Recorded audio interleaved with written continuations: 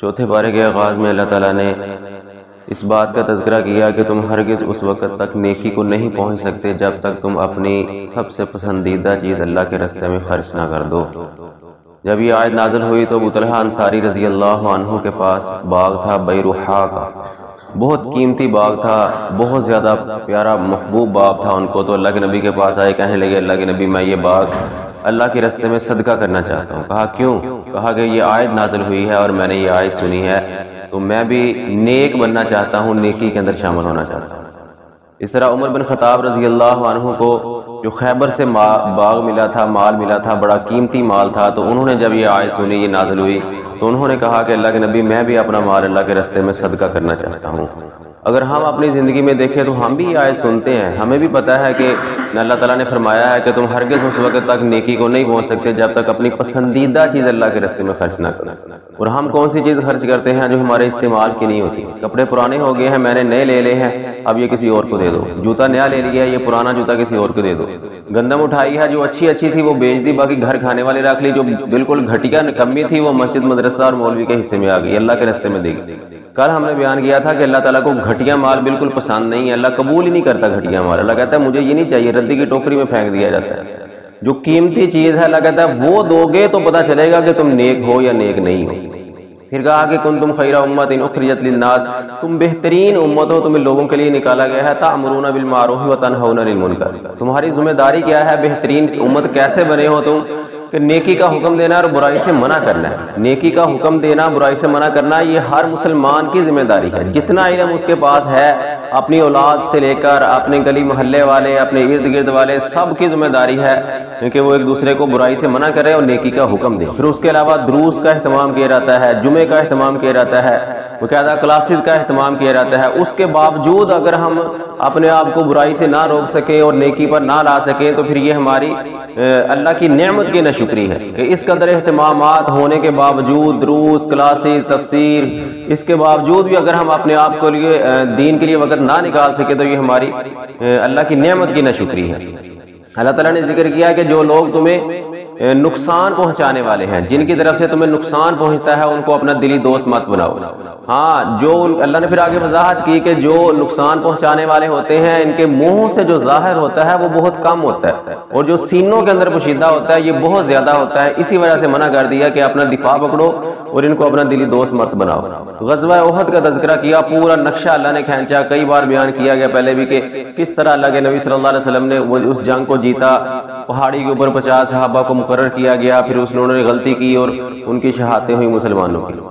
اللہ تعالیٰ کہتے ہیں کہ توبہ کی طرف جلدی کرو، اپنے اس خوش فہمی میں نہ رہنا کہ ابھی بڑی زندگی پڑی ہوئی ہے، بڑی زندگی پڑی ہوئی ہے، توبہ کر لیں گے، نہیں، موت کا کوئی وقت مقرر نہیں ہے۔ جتنا جلدی ہو سکے تو اللہ کی طرف توبہ کرو، موت کسی بھی وقت آ سکتی ہے۔ کل نفس ذائقۃ الموت، اللہ نے ذکر کیا کہ ہر انسان نے، ہر زیرو نے موت کا ذائقہ چکھنا ہے۔ یہاں ایک بات بڑی سمجھنے والی ہے کہ اللہ نے یہ کہا کہ موت کا ذائقہ چکھنا ہے۔ ذائقہ کیوں کہا؟ یہ بھی تو کہا جا سکتا ہے کہ ہر انسان کو موت آنی ہے، ہر روح والی چیز کو موت آنی ہے۔ کہا کہ ذائقہ چکھنا ہے، کیونکہ جس طرح کسی پانی کے اندر چینی ڈالو، میٹھی چیز ڈالو تو میٹھا ذائقہ آتا ہے، اگر نمک ڈالو، کڑوی چیز ڈالو تو کڑوا ذائقہ آتا ہے۔ اسی طرح یہ 5-6 فٹ کی باڈی، اس کے اندر روح کے اندر اگر نیکیاں ڈالیں گے تو مرتے وقت نیکیوں کا ذائقہ آئے گا، جنت کا نظارہ ہوگا۔ اگر اس کے اندر برائیاں ڈالیں گے، اللہ کی نافرمانیاں ڈالیں گے تو پھر جہنم کا ذائقہ اور جہنم کا نظارہ آئے گا۔ ابو داؤد کی حدیث ہے، نبی صلی اللہ علیہ وسلم نے وضاحت کی کہ جب کسی کی روح قبض کی جانے لگتی ہے تو اس کو 2 فکروں میں سے ایک فکرہ بولا جاتا ہے۔ ہر انسان کے ساتھ یہ معاملہ پیش آنا ہے۔ ہر انسان کو سوچے کہ میری جب روح قبض ہوگی تو میرے ساتھ کون سا فکرہ بولا جائے گا؟ یا اس کو کہا جائے گا اے مطمئن جان، اللہ کی رضا اور خوشنودی کی طرف نکل آ، یا اس کو کہا جائے گا خبیث اور ناپاک جان، اللہ کے غصے اور ناراضگی کی طرف نکل آ۔ میں سوچوں کہ میرے بارے میں کون سا فکرہ بولا جائے گا۔ اللہ تعالیٰ نے کہا کہ اگر تم سے فحاشی ہو جائے، گناہ ہو جائے، انسان سے ہو سکتا ہے، انسان کا معنی نسیان، غلطی کرنے والا، اگر ایسا ہو جائے تو پھر اللہ کی طرف توبہ کرو، اس پر ڈٹ مت جاؤ۔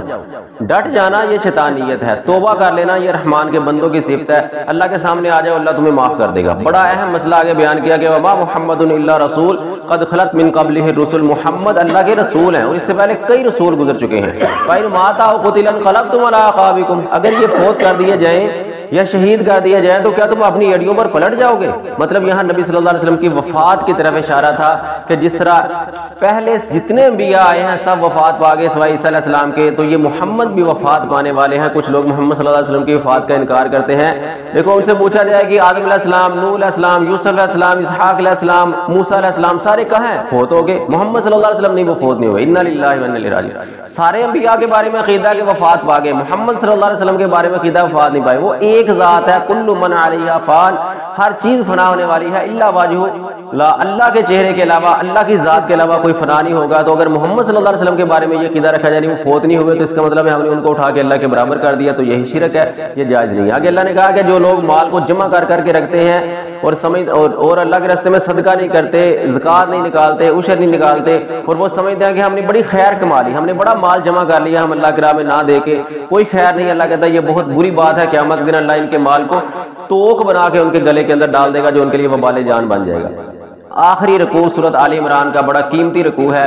نبی صلی اللہ علیہ وسلم جب تہجد کے وقت رات کو اٹھا کرتے تھے اس وقت اس رکوع کی تلاوت کرتے تھے۔ بڑی پیاری پیاری دعائیں ہیں اس رکوع کے اندر۔ عقل مند لوگوں کی نشانیاں بیان کی کہ عقل مند لوگ کون سے ہوتے ہیں؟ الذین یذکرون اللہ قیاما وقعودا وعلی جنوبہم، وہ کھڑے بیٹھے لیٹے ہر پہلو میں اللہ کا ذکر کرتے ہیں، اور جب انسان ہر وقت اللہ کا ذکر اپنی زبان پہ رکھے تو اللہ تعالیٰ اس بندے کا ساتھی بن جاتا ہے، ہر مشکل میں اس کے کام آتا ہے۔ یہ ہم دیکھیں کہ ہم کھڑے بیٹھے لیٹے کیا کرتے ہیں آج کل؟ تو موبائل آ گیا، بندہ بیٹھا کھڑا لیٹا چار اکیلا بیٹھا ہے یا مجلس میں بیٹھا ہے، نماز پڑھ کے بیٹھا ہے یا جہاں بیٹھا ہے ہاتھ میں موبائل ہے اس کو یوز کر رہا ہے، تو یہ غلط ہے بات۔ عقل مند لوگوں کی نشانی ہے کہ وہ ہر حالت میں اللہ کا ذکر کرنے والے ہوتے ہیں۔ فرمایا کہ لا یغرنک تقلب الذین کفروا فی البلاد متاع قلیل، کافروں کو اللہ نے جو بہت مال و دولت دیا ہے، ایک شہر دوسرے شہر بھاگتے دوڑتے پھرتے ہیں، یہ تمہیں دھوکے میں نہ ڈال دے کہ کافروں کے پاس اتنا مال کیسے آ گیا۔ اللہ کہتا ہے متاع قلیل، یہ تھوڑا سا سامان ہے، اس کے بعد ان کافروں کا ٹھکانہ جہنم ہے۔ سورۃ النساء کا آغاز ہوتا ہے، نساء کا معنی عورتیں، اس میں عورتوں کے مسائل ہیں، اسی وجہ سے اس کا نام بھی سورۃ النساء رکھا گیا۔ اب ابتدا میں اللہ نے انسانیت کی ابتدا کیسے ہوئی، آغاز کیسے ہوا، اس کا تذکرہ کیا کہ ہم نے تم کو ایک جان سے پیدا کیا۔ آدم علیہ السلام کی سب اولاد ہے، پھر کہا کہ اسی جان سے ہم نے اس کے جوڑے کو اماں ہوا کو پیدا کیا، پھر ان دونوں سے آدم اور اماں ہوا سے ہم نے پوری انسانیت کو پھیلا دیا۔ آج تک آنے والے انسان جو آ چکے جو آئیں گے سب انہی کے بیٹے ان کی اولاد ہوں گے۔ آگے بھی ذکر کیا کہ عورتوں سے شادیاں کرو جو تمہیں پسند لگے، دو عورتوں سے، تین سے، چار سے۔ اللہ نے شروع ہی دو سے کی ہے، ہم دوسری شادی سے ویسے ڈرتے ہیں۔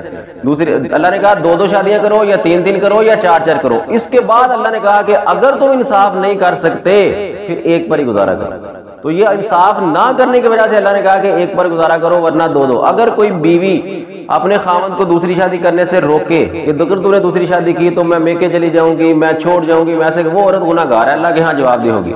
اگر کوئی مرد دوسری شادی کرنے کے بعد اپنی بیویوں میں انصاف نہ کرے، بے انصافی کرے، عدل نہ کرے تو وہ مرد وہ خاوند گناہ گار ہوگا اللہ کے سامنے۔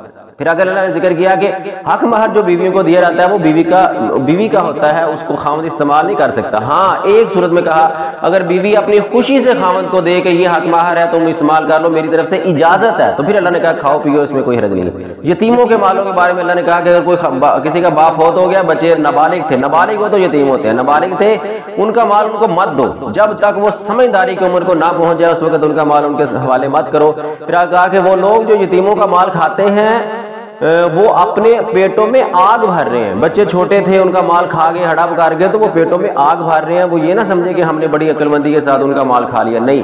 اس میں ایک بات سمجھے کہ جو ہمارے معاشرے میں کل 40 سے کیے جاتے ہیں، باپ فوت ہو گیا، بچے چھوٹے تھے تو سارا اس مرنے والے کے پیسے سے، اس کی جداد سے کیے جاتے ہیں نا کل 40 میں، تو گویا کہ ان یتیم بچوں کا مال کھایا جاتا ہے۔ تو یہ سورۃ النساء میں اللہ نے اسی کا تذکرہ کیا ہے کہ جو لوگ یتیموں کا مال کھاتے ہیں وہ اپنے پیٹوں میں جہنم کی آگ بھر رہے ہیں اور ان کو جہنم کے اندر داخل کیا جائے گا۔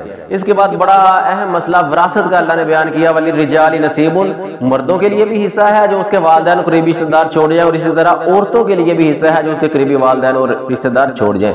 آگے اللہ نے کہا مما قل او کثر، تھوڑا ہو یا زیادہ۔ ہمارے یہاں کیا ہوتا ہے کہ اگر وراثت زیادہ جائیداد زمین روپیہ پیسہ چھوڑ گیا تو تقسیم کر دیا گیا، وہ والا گھر جس میں باپ کی رہائش تھی، ماں کی رہائش تھی، صرف وہ گھر تھا، بیٹیاں اپنے اپنے گھر چلی گئی، بھائی وہ جو آخر میں ماں باپ کے ساتھ تھا اس کے حصے میں وہ آ گیا، باقیوں نے اپنے اپنے بنا لیا۔ یہ غلط ہے۔ جو باپ نے کمایا تھا، جو ماں کی کمائی سے تھا، وہ ٹوٹل اولاد کے اندر تقسیم ہوگا، وہ 10 مرلے کا ہو، 5 مرلے کا ہو، 1 مربع ہو، لاکھوں کروڑوں ہو، 1,50,000 1 روپیہ، جتنا بھی اللہ کہتا ہے کم یا زیادہ جتنا بھی ہو وہ اولاد میں باقی رشتہ داروں میں وراثت کے قوانین کے تحت تقسیم ہوگا۔ کیسے قوانین ہیں؟ اللہ نے کہا کہ بالکل مختصر ہے، آسانی سے سمجھ آ جاتے ہیں۔ اولاد ہے، بیٹے بیٹیاں دونوں ہیں تو بیٹے کو ڈبل ملے گا، بیٹی کو سنگل ملے گا۔ اور اگر بیٹے نہیں ہیں صرف بیٹیاں ہیں تو بیٹی کو آدھا مال ملے گا۔ اگر ایک بیٹی ہے، کسی کی صرف ایک بیٹی تھی، باپ فوت ہو گیا، تو اس بیٹی کو آدھا مال ملے گا، باقی ورثاء کو ملے گا۔ اگر ایک سے زیادہ بیٹیاں ہیں، 2 3 4 5، تو 66% مال بیٹیوں میں برابر تقسیم ہو جائے گا، باقی ورثاء میں تقسیم ہو جائے گا۔ یہ تب ہے جب صرف کسی کی بیٹیاں ہوں، بیٹے نہ ہوں۔ اگر بیٹے بیٹیاں دونوں ہیں تو بیٹے کو ڈبل اور بیٹی کو اس سے آدھا ملے گا۔ ماں کو چھٹا حصہ، باپ کو بھی چھٹا حصہ ملے گا۔ اگر خامند فوت ہو گیا ہے تو بیوی، اگر اس خامند کی اولاد تھی تو بیوی کو 8واں حصہ ملنا ہے، اگر اولاد نہیں تھی تو بیوی کو 4تھا حصہ ملے گا۔ اسی طرح اگر بیوی فوت ہو گئی ہے تو خامند کو اگر اولاد ہے تو 4تھا حصہ ملے گا، اگر اولاد نہیں ہے تو آدھا حصہ ملے گا خامند کو۔ اب بیوی کے پاس زیورات ہوتے ہیں، اس کا ساز و سامان ہوتا ہے۔ ہمارے معاشرے میں کیا ہوتا ہے، بیوی فوت ہو گئی، پیچھے والے آئے، میکے والے آئے، سارا سامان اٹھایا اور لے گئے، یہ غلط ہے طریقہ۔ اگر اولاد تھی تو 4تھا حصہ خامند کا تھا، اولاد نہیں ہے اگر تو آدھا مال خامند کا تھا اس بیوی کے وراثت میں سے، ہمارے معاشرے میں نہیں دیا جاتا۔ یہ وراثت قوانین بیان کرنے کے بعد اللہ نے کہا جس نے اللہ اور اللہ کے رسول کی اطاعت کی وہ جنت میں داخل ہوگا، اور جس نے اللہ اور اللہ کے رسول کی نافرمانی کی وہ جہنم میں داخل ہوگا۔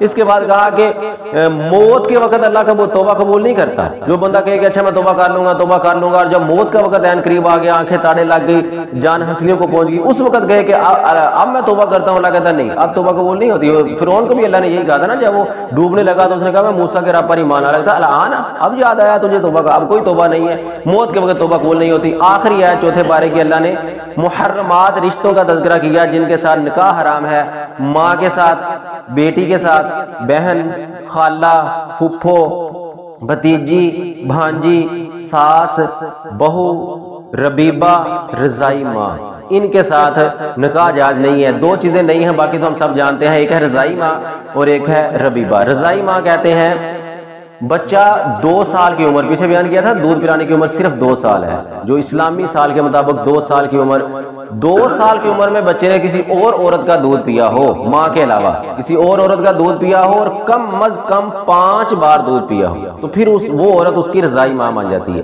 اگر 5 بار سے کم بار دودھ پلایا تو پھر بھی رضائی ماں نہیں بنے گی۔ اگر 2 سال کی مدت کے بعد بچے نے دودھ پیا تو پھر بھی وہ رضائی ماں نہیں بنے گی۔ اگر 2 سال کی مدت میں پیا اور کم از کم 5 بار یا اس سے زیادہ بار پیا تو وہ اس کی رضائی ماں بنے گی، اس سے نکاح نہیں ہو سکتا۔ اس عورت کے بیٹے بیٹیاں اس کے رضائی بہن بھائی ہیں، ان سے جو رشتے نسب سے ہوتے ہیں وہی سارے رضاعت سے بن جاتے ہیں، ان کے ساتھ بھی نکاح جائز نہیں ہوگا۔ دوسرا لفظ تھا ربیبہ، سے نکاح جائز نہیں ہے۔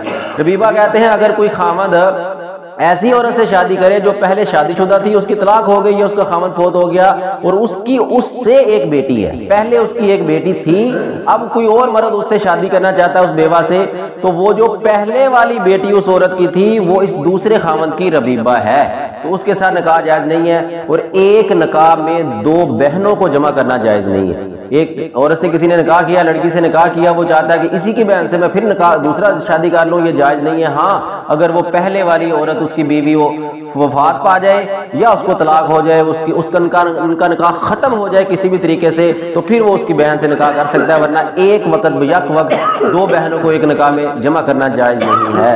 اللہ تعالیٰ قرآن کو سمجھ کے عمل کرنے کی توفیق عطا فرمائے۔ وما علیہ الا البلاغ۔